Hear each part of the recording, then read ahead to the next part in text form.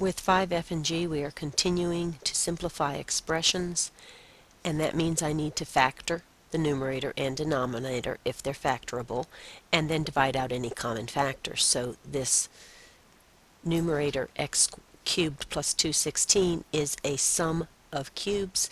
So if you remember the rule for factoring that, we take the cubic root of the first term, the same sign, the cubic root of the last term, and the cubic root of 216 is 6.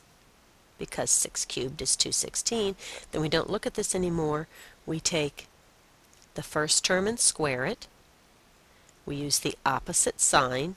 We multiply the first term times the last term. That gives me 6x. We use a positive sign and we square the last term. So let me go back over that. I take the cubic root of the first term, the same sign, and the cubic root of the last term. Then I don't look at that anymore.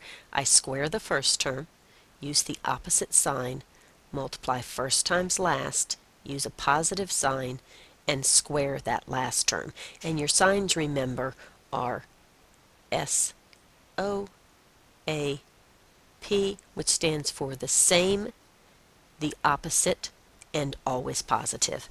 And then that goes over the x plus 6 that was in my denominator already. And now I'm looking for any terms that are alike in the numerator and denominator that I can divide out, and of course that's the x plus 6, which leaves me as my final answer x squared minus 6x plus 36. That was a squared. And that's a 36. And now on G I have a difference of cubes. So again the rule is take the cubic root of the first term, the same sign, the cubic root of the last term. Remember the cubic root of 1 is 1. Now I go back over here, square the first term, use the opposite sign, multiply the first times last. 1 times x, remember, is just x. Always use a positive sign and square the last term. And that's over that original denominator 1 minus x. And these look like they're the same, but if you look carefully, they're opposites. This x is positive and this one's negative. That one is negative and this one's positive. So if I factor a negative 1 out of that, that changes both those signs.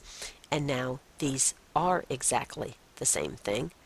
And I can divide them out, which leaves me negative 1 times x squared plus x plus 1. I'm going to multiply in that negative 1 to get rid of my parentheses, which just, of course, changes my signs. That's negative x squared minus x minus 1. Whoops, I didn't mean to put those parentheses there. I was trying to get rid of them, wasn't I? That's my final answer. Okay, continuing on to 6a, the instructions say find the product or quotient and simplify. Well, here I'm going to be finding the product because it's a multiplication problem. And simplify means factor everything that you have that's factorable and then divide out any like factors in the numerator and denominator. So x already is factored. 5x minus 20, my GCF is 5. And that leaves me x minus 4 times, my GCF here is x. Factor that out, and that leaves me x minus 4. And 4, of course, is not factorable. So now I'm looking for any factors that I have that are alike in the numerator and denominator. That, of course, is the x minus 4.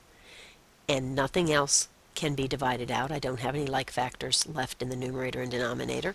So that becomes x squared over 5 times 4 is 20.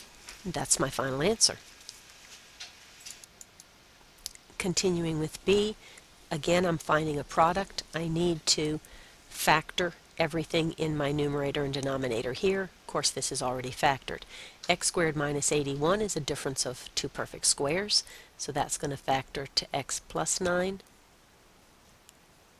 times x minus 9. In the denominator, I'm looking for what multiplies to negative 18 and adds to negative 7, which of course is negative 9 and positive 2. So that's x minus 9 times x plus 2.